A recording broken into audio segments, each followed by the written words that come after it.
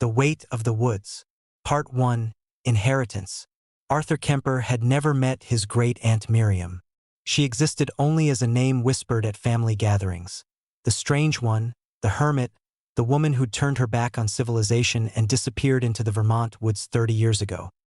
His mother had spoken of her rarely, and always with a mixture of pity and something else. Fear, maybe, or envy. When the lawyer's letter arrived informing Arthur that Miriam had died and left him her property, he'd felt nothing. No grief for a stranger who shared his blood. No particular excitement about inheriting a cabin in the middle of nowhere. But that was before the panic attacks started. Before his therapist suggested a digital detox and reconnecting with nature. Before his wife Sarah had looked at him with that mixture of concern and exhaustion that meant she was running out of patience with his unraveling. Maybe some time alone would be good, she'd said, not quite meeting his eyes. Clear your head. Figure things out. She hadn't said figure us out, but he'd heard it anyway. So here he was, pulling up the overgrown dirt track in his aging Subaru, watching the forest close in around him like a mouth slowly shutting. The GPS had given up half an hour ago, and he'd been following printed directions that his mother had reluctantly provided along with a warning. Miriam chose that place for a reason. She wanted to be alone. Really alone. Are you sure you want to go there? He hadn't been sure. Still wasn't. The cabin appeared suddenly, as if the forest had simply decided to allow him to see it. It was larger than he'd expected. Not a hunting shack, but a proper two-story structure with a stone chimney and a wraparound porch that had seen better decades. The wood was weathered gray, and moss climbed the north-facing walls like a slow invasion. It looked like something that belonged to the forest now, not to people. Arthur cut the engine and sat for a moment in the sudden silence. The trees pressed close on all sides, predominantly pine and birch, their trunks crowding together like spectators at an execution. No birdsong, no rustle of small animals, just silence so complete it had weight. He'd expected to feel relief. The city noise, the constant hum of traffic and construction, and other people's lives bleeding through apartment walls. He'd been desperate to escape it. But this silence was different. It wasn't the absence of sound. It was the presence of something else. Stop it, he told himself. This is exactly the kind of catastrophic thinking Dr. Chen warned you about. He got out of the car, and the slam of the door echoed like a gunshot. The air was cold for early October, and heavy with the smell of pine needles and damp earth. Somewhere in the distance, water was running, a stream, maybe, or a small waterfall. The cabin key was under the third stone to the left of the porch steps, exactly where the lawyer's instructions had said it would be. Arthur wondered how long it had been sitting there. Days? Weeks? How long had Great-Aunt Miriam been dead before anyone noticed? The door opened with a groan of protest. Inside, the air was stale and cold, but not musty. Miriam had left the place clean, almost obsessively so. The furniture was sparse but well-maintained. A wood stove, a table, and 2 chairs, a worn sofa facing the stone fireplace. Bookshelves lined one wall, packed with volumes on botany, local history, folklore, and journals. Dozens of leather-bound journals, their spines numbered in precise silver ink. Arthur picked up one at random, number 17, and flipped it open. His aunt's handwriting was small and precise. March 12th. Came closer last night. I could hear it moving through the underbrush, circling the cabin 3 times before moving off toward the north ridge. I stopped trying to see it. That only encourages it. Arthur's stomach clenched. He flipped forward a few pages. March 30th. The scratching on the foundation again. Always after midnight. Always on the north wall first, then moving clockwise. I've learned to keep the fire burning high on those nights. It doesn't like the light, but it's not afraid of it either. More like disinterested. He closed the journal quickly, a chill running down his spine that had nothing to do with the cold cabin. His mother's warning echoed in his mind. She wanted to be alone. Really alone. What had Miriam been alone with? Part 2, the first night. Arthur spent the afternoon making the cabin livable. He brought in wood from the covered stack on the porch, enough to last for weeks, he noted. Miriam had been prepared. He got the wood stove going, heating water for instant coffee, and tried his cell phone repeatedly even though he knew there was no signal this deep in the woods. The isolation that had seemed appealing in theory now felt oppressive. He explored the cabin more thoroughly as the afternoon light began to fail. Upstairs were 2 bedrooms, one clearly Miriam's, with a narrow bed made up with military precision, and another that seemed to be a storage room. More journals, boxes of papers, and on one wall, a map of the surrounding forest with dozens of marks in red ink. Circles. XS. Dates written in that same precise hand. Arthur traced the marks with his finger. They radiated outward from the cabin in concentric circles, each one dated. The earliest marks were close to the cabin, within 50 yards. The latest marks, dated just 2 weeks before Miriam's death, were nearly a mile out. Whatever she'd been tracking, it had been moving closer. Stop it, he told himself again. She was old, probably senile, seeing things that weren't there. But his hand trembled as he traced the most recent circle, which enclosed the cabin completely. By the time darkness fell, Arthur had convinced himself he was being ridiculous. He made dinner, canned soup heated on the wood stove, and settled in front of the fireplace with one of the few non-journal books on the shelves. A collection of local folklore and legends. He read about the Wendigo, about the various Native American spirits said to haunt these woods, about European settlers who'd gone missing, later found miles from where they'd vanished, dead of no apparent cause but with expressions of absolute terror frozen on their faces. Tourist nonsense, he told himself. Every rural area had these stories, probably started by locals trying to scare city folk. But as the night deepened and the fire began to die down to embers, Arthur found himself listening. The cabin made sounds, of course. Old houses always did. The wood contracted in the cold, joints creaking. The wind pushed against walls and whistled through tiny gaps in the windows. Normal sounds. Except there was a pattern to some of them. A rhythm that felt too regular, too deliberate. Arthur sat up straighter on the couch, the book forgotten in his lap. He turned off the lantern to save batteries, and now the only light came from the dying fire, casting everything in shades of orange and black. There it was again. A sound from outside, low and close to the ground. Not the wind, not the house settling. Scrape, drag, scrape, drag. Like something heavy being pulled through the dirt. Arthur's heart began to hammer. He stood slowly, moving to the window. The glass was grimy with years of accumulated film, and beyond it, the forest was a solid wall of blackness. No moon tonight, no stars visible through the canopy. The scraping continued, moving along the north wall of the cabin. The same wall Miriam had written about. It's just an animal, Arthur told himself. But his voice in his own head sounded unconvincing. A deer rubbing antlers against the foundation. A bear scratching itself. But the sound was too rhythmic, too purposeful. Scrape, drag, scrape, drag. Moving clockwise around the cabin. Exactly as Miriam had described. Arthur backed away from the window, his breath coming faster. This was anxiety, he told himself. A panic attack triggered by isolation and suggestion. He'd read Miriam's paranoid journals, and now his mind was creating exactly what she'd described. The scraping paused at what he calculated was the front of the cabin. Right by the door. Complete silence descended, but it wasn't peaceful. It was the silence of held breath. Of waiting. Arthur found himself holding his own breath, straining to hear. The cabin suddenly felt too small, the walls too thin. The darkness outside wasn't just the absence of light. It was a presence pressing in. Then the scraping resumed, continuing its circuit toward the back of the cabin. Arthur moved to the fireplace and added wood with shaking hands, building the fire back up until flames leapt high and the room filled with flickering light. Miriam had written that it didn't like the light. That had to be worth something.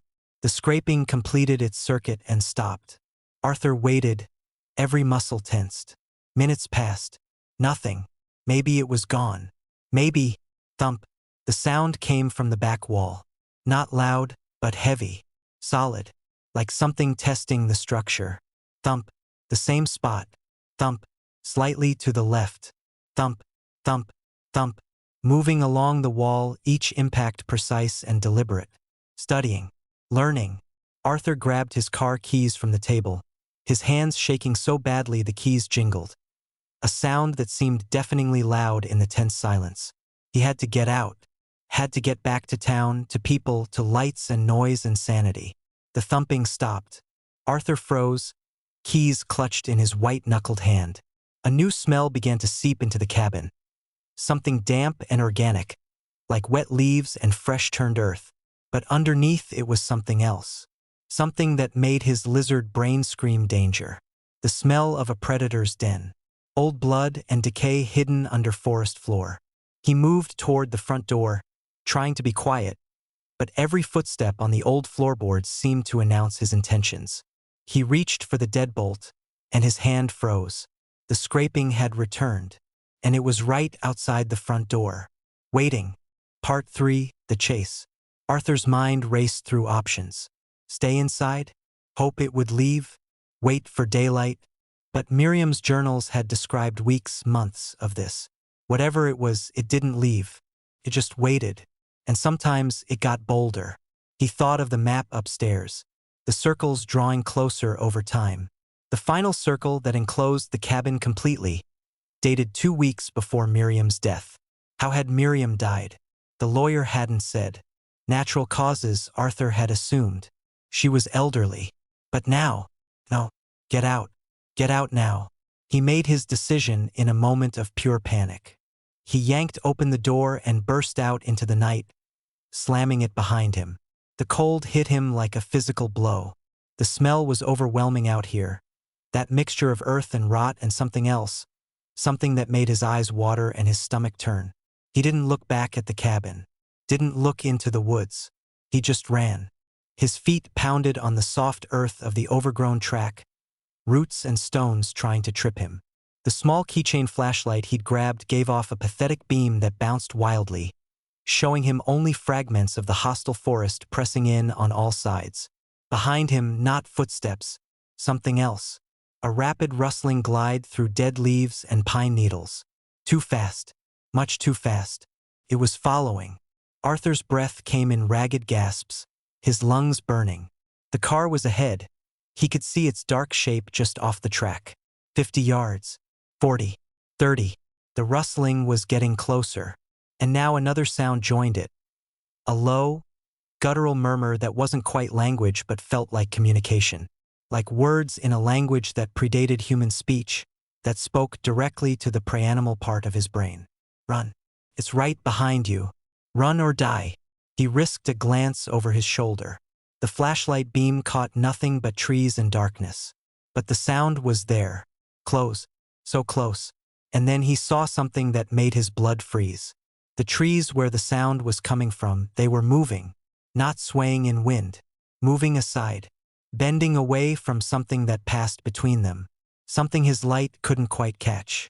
Something that existed more as an absence than a presence. A hole in the world shaped roughly like. He turned back and ran harder, his legs burning, his heart threatening to explode from his chest. The car. Get to the car. He crashed into the driver's side door, fumbling with the lock. His hands were shaking so badly he could barely get the key in. The rustling was right there at the edge of the trees, just yards away. He could feel it watching, could feel its attention on him like a weight, like cold fingers on the back of his neck. The key finally turned. He yanked the door open and threw himself inside, slamming it shut and immediately hitting the lock button. Key in the ignition, hand shaking so badly he could barely grip it. Turn, turn, please God, turn. The engine sputtered, coughed, refused. No, no, no, no, no. Thump. The impact hit the back of the car so hard the vehicle rocked. Arthur screamed. His hand twisted the key again, desperately. Thump, thump. The rear window spiderwebbed, cracks spreading across the glass like lightning. Come on! The engine roared to life. Arthur slammed the gearshift into reverse, tires spinning on the loose gravel. The car lurched backward, and through the cracked rear window he saw. No, he didn't see. Refused to see. Looked away. He swung the car forward and floored the accelerator, tires screaming as they found purchase on the dirt track. Crack. The windshield fractured from top to bottom, a perfect vertical line right in his sightline.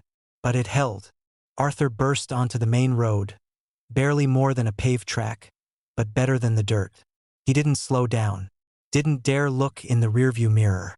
But he could hear it, not on the road, in the woods paralleling the road, keeping pace. The rustling glide was fainter now, muffled by the engine noise and his own ragged breathing. But it was there, and the murmuring, that terrible, not-quite language sound, seemed to weave through the trees, sometimes closer, sometimes farther.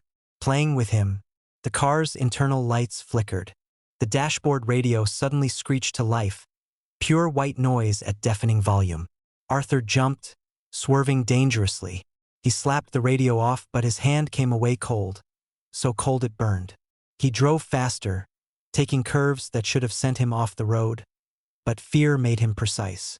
His hands were locked on the wheel, knuckles white, arms rigid. The woods on either side felt alive. Shadows stretched and writhed just outside the reach of his headlights. He could see the trees bending, moving, creating a corridor for something to pass through parallel to his car. It wasn't chasing him. It was escorting him, making sure he left, or making sure he knew he couldn't escape. 20 minutes felt like hours. But finally, he saw lights on the horizon. Town lights, civilization, safety. As the lights grew closer, the oppressive feeling began to recede. The sounds from the woods faded. The cold air in the car warmed slightly. The terrible smell dissipated, replaced by the familiar scent of air freshener and old coffee. Arthur pulled into the first gas station he saw, the fluorescent lights so bright they hurt his eyes. He killed the engine and sat there, trembling violently, unable to make his hands release the steering wheel. Minutes passed, maybe longer. Finally, he forced himself to look in the rearview mirror. Nothing but empty road stretching back into darkness. He got out on shaking legs and walked around the car. The back was dented, 3 massive impacts that had buckled the metal. The rear window was completely shattered, safety glass hanging in crystalline sheets. And on the trunk, smeared across the dented metal, was a substance the color of dark earth.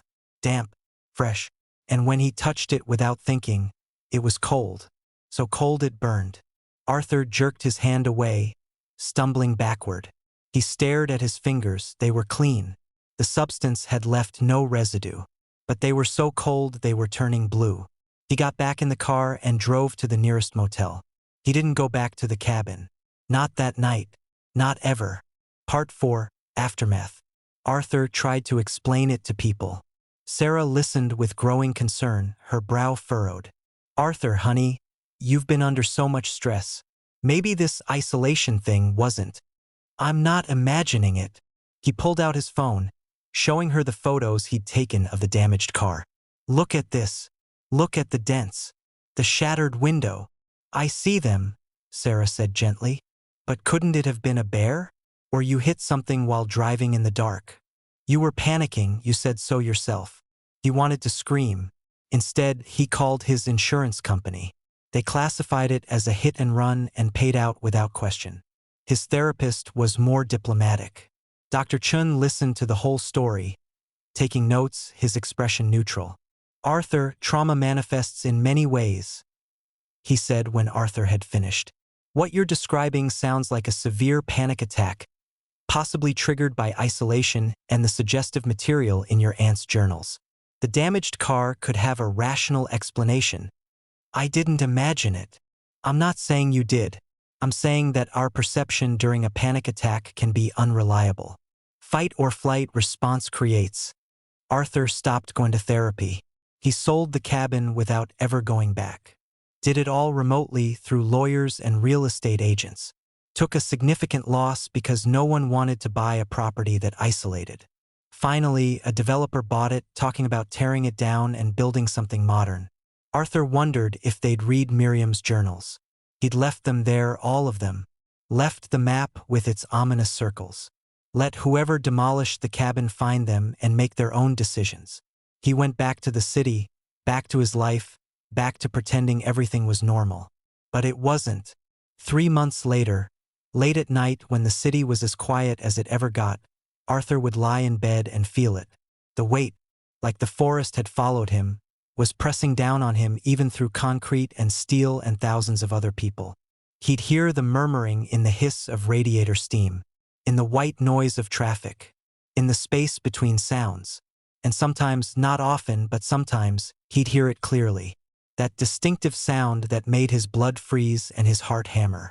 Scrape, drag, scrape, drag. Always outside. Always just out of sight. Outside his apartment window 11 stories up. Outside his office building. Outside the grocery store at midnight when he was the only customer. He'd look, of course. He'd always look. And he'd see nothing. Just the normal city going about its business, indifferent to his terror. But he could feel it watching.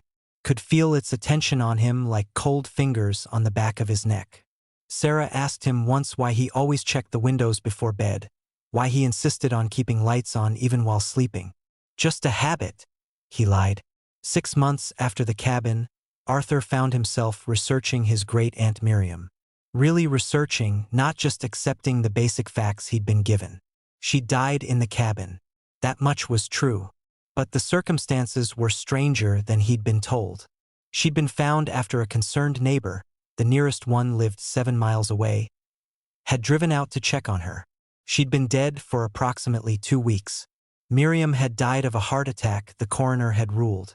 But she'd been found in an odd position, standing at the front door, one hand on the deadbolt, as if she'd been about to leave, or had just come back in. The neighbor who'd found her had given a statement to the police. The cabin was torn to hell, scratches on the foundation, dents in the walls, windows broken. She'd boarded some of them up from the inside. There was something wrong about that place, something that set my teeth on edge. I didn't stay long. Arthur found journal number 47 online, scanned and uploaded by the Historical Society as part of their local histories project. It was Miriam's final journal. The last entry was dated the day she died, October 3rd. 30 years I've kept it at bay. 30 years of vigilance. But I'm tired now. Too tired. It knows. It's been circling tighter these past weeks. Tonight, I think it will finally try to come inside. I don't know if I have the strength to keep it out. If someone reads this, if Arthur comes, as I've arranged, tell him, don't ignore it. Don't pretend it isn't there. That makes it angry. But don't acknowledge it too much either. That invites it closer. There's no good answer. No solution. Only survival. Only choosing, every day, to keep the lights burning and the doors locked and the attention turned elsewhere. It's older than the forest. Older than the mountains. It was here before humans, and it will be here after. We can only try not to be noticed. Try not to be chosen. I was chosen 30 years ago. I accepted it. Made my peace with being watched, being circled, being tested. I kept it away from others by staying here, by being its focus. Now I'm done. Forgive me, Arthur, for passing this burden to you. But it has to go somewhere. It has to follow someone. Better you than a child who wouldn't understand. Better you who has the strength to endure. Keep the lights burning. Keep the doors locked. Keep moving. It tires of stationary prey eventually. MK. Arthur read it 3 times, his hands shaking worse with each pass. Better you than a child who wouldn't understand. Miriam had chosen him, had deliberately passed this curse to him, had left him the cabin knowing what would happen. He should have been angry, should have hated her. Instead, he understood. She'd been tired. 30 years of being watched, being circled, being tested.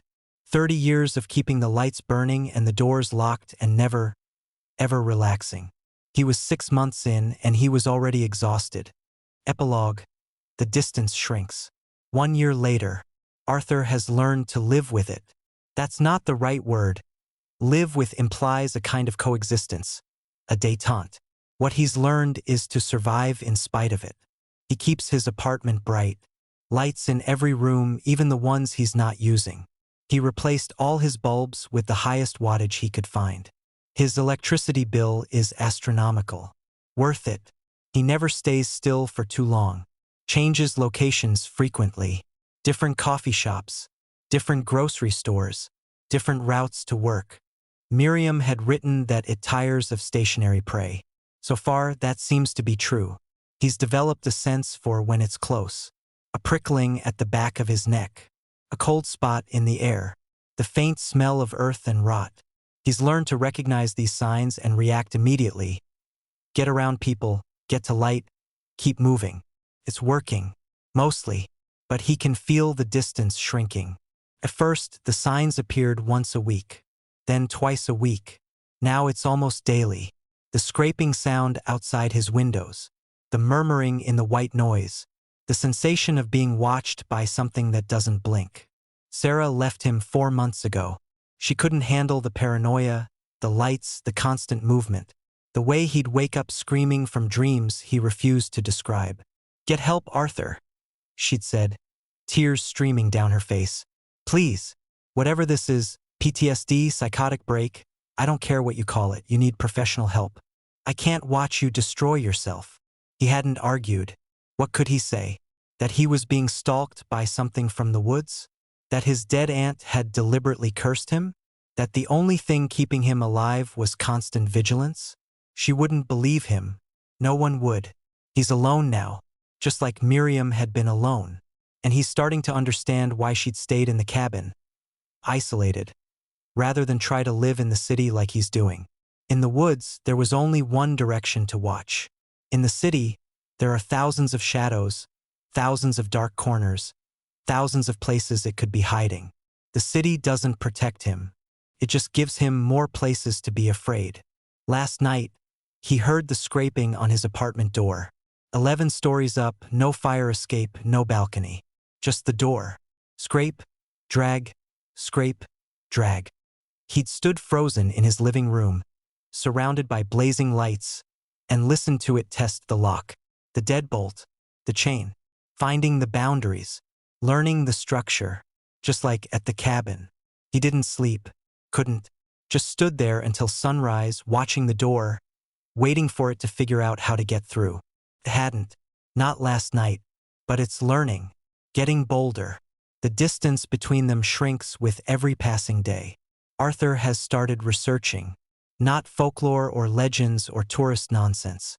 Real research, old property records, death certificates, historical society archives. The cabin had been built in 1847. 7 families had owned it before Miriam. Arthur tracked them all down. Every single one had ended the same way. One family member stays behind, alone, isolated. The others flee.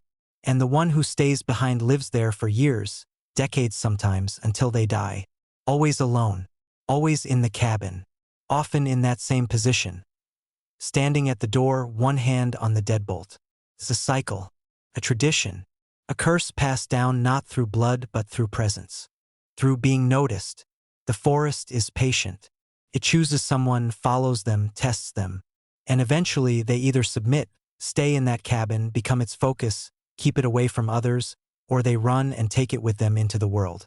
Miriam ran 30 years ago, took it with her, then went back, tried to contain it, mostly succeeded. Now Arthur is running, and it's following, getting closer every day. He knows, with a certainty that chills him, that he has a choice to make. The same choice Miriam made. The same choice 7 generations of cabin owners made before her. Go back. Accept the isolation. Become its focus so it doesn't spread to others. Or keep running. Keep bringing it into the city, into the world, where it can find new prey. Arthur looks at his map. He started keeping one just like Miriam did. Red circles marking where he's encountered the signs. Where it's been close. The circles are getting smaller, tighter, focusing on his apartment building. On him. He has maybe 2 weeks, he estimates. 2 weeks before it figures out how to get through his door. 2 weeks before it tires of the chase and decides to end it.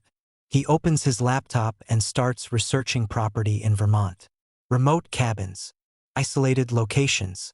Places where he could be alone. Really alone. Because the worst part, the part he's only now beginning to understand, is that Miriam wasn't trying to protect just anyone. She was trying to protect Arthur specifically. She'd known it would follow bloodlines, that it would choose family, that by leaving him the cabin, by bringing him there, by making him the focus, she was saving everyone else in the family tree. His mother, his cousins, their children. She'd made him the sacrifice. And now he has to decide. Does he accept that role or does he pass it on? Arthur thinks of his sister Emma. She has 2 kids, 5 and 7 years old. He hasn't seen them in months. Too dangerous, he'd told himself. Better to stay away. But if he doesn't go back to the woods, if he doesn't accept being the focus, the thing will tire of him eventually. Move on to someone else in the bloodline. Someone younger. Someone vulnerable. Someone like Emma's kids. Arthur closes the laptop and looks around his bright apartment. Looks at the life he's tried to maintain. The illusion of normalcy. Then he picks up his phone and starts searching for movers. He's going back to Vermont. Back to the woods. Back to that cabin or one like it. Not because he wants to, but because someone has to. Someone has to stand at the door and keep the lights burning and keep it focused on them instead of spreading outward, finding new prey. That's what Miriam had done. What 7 generations before her had done. Now it's his turn. Outside his window, 11 stories up, he hears it clearly. Scrape, drag, scrape, drag. Testing, learning, waiting, but not for long. The end. Or perhaps, just the beginning of Arthur's long watch in the woods, where the weight of the forest will press down on him for whatever years remain, where he'll keep the lights burning and the doors locked and the thing at bay, protecting those who will never know they needed protection. Just another name whispered at family gatherings. The strange one, the hermit, the man who turned his back on civilization and disappeared into the Vermont woods. The curse doesn't end. It just changes hands. And the forest is very, very patient.